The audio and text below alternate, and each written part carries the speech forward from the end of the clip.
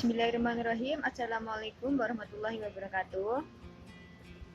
Perkenalkan, nama saya Ajeng Fadilah dari jurusan BPI, kelas BPIB semester 4. Di sini saya akan menjelaskan tentang hikmah sakit, sehat, dan manfaat terapi Islam.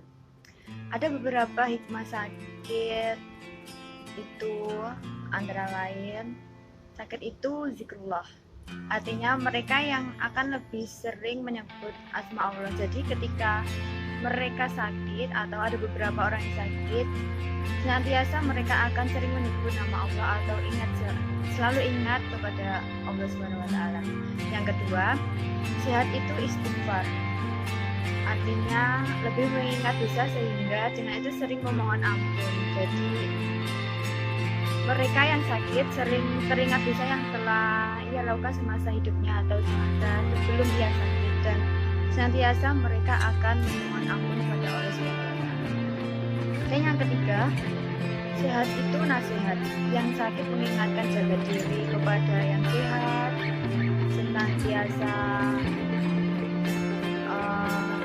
makan makanan yang bergizi dan sehat, dan yang sehat pun menjaga kesehatan dan menyemangati yang sakit, sehingga yang sakit pun akan memiliki acuan jika dia akan sembuh atau saya harus sembuh. Dan yang terakhir adalah sakit itu silaturahmi. Biasanya kan kita mempunyai saudara yang jauh di sana, dan mungkin dengan sakit mendatangkan saudara yang jarang berjumpa, dan senantiasa kita akan berbincang dan semakin mendekatkan diri kepada saudara kita sendiri. Adapun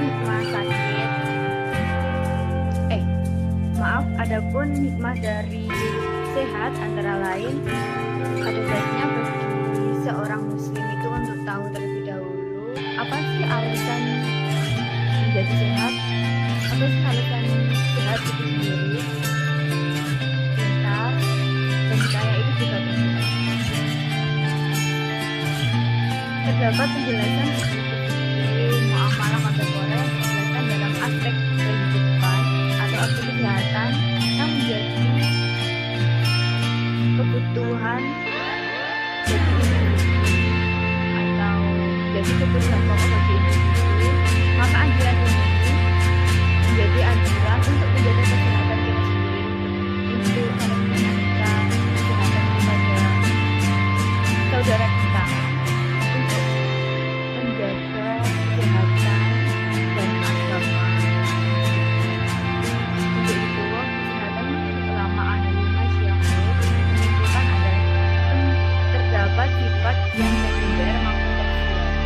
Hal ini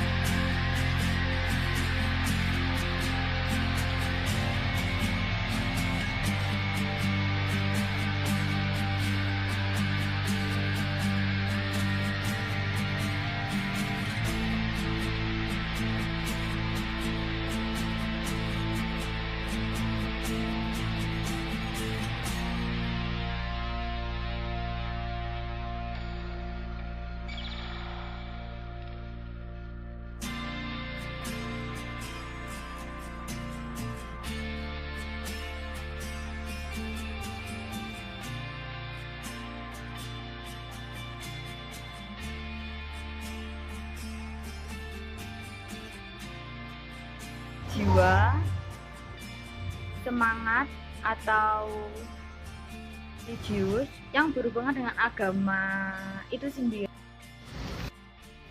Selanjutnya, objek terapi Islam. Adapun objek terapi Islam ini berfokus kepada satu, mental. Mental itu berhubungan dengan pikiran, akal, ingatan atau proses yang bersosialisasi dengan pikiran, akal, dan ingatan tersebut.